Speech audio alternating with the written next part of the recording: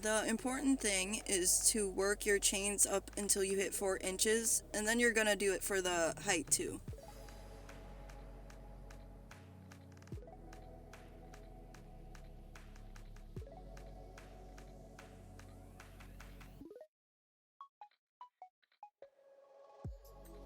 Okay, once you've done that, just start making some rows.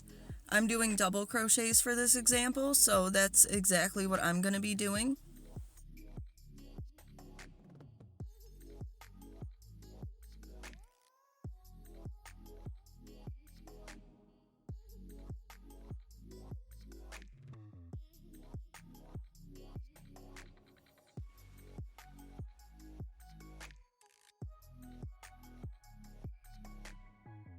Here's where a little math can go a long way.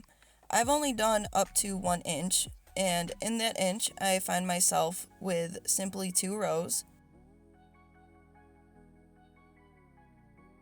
Now I'm going to take my 2 rows and times it by 4 because we need 4 inches for the height.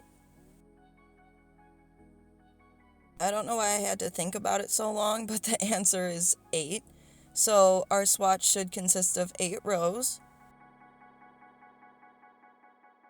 And now to figure it out, we just count the stitches for the width because your gauge is going to be so and so stitches by however many rows.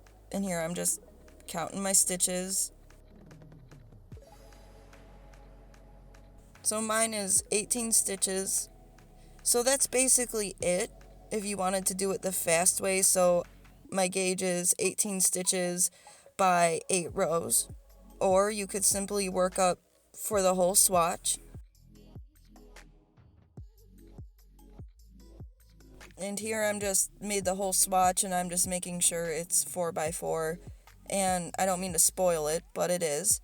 And because of the math earlier, doing the whole thing, it ends up being literally the exact same count. And I hope this helped because gauge is important when you're doing like more detailed designs when you're planning it. Enjoy, have some fun. All right.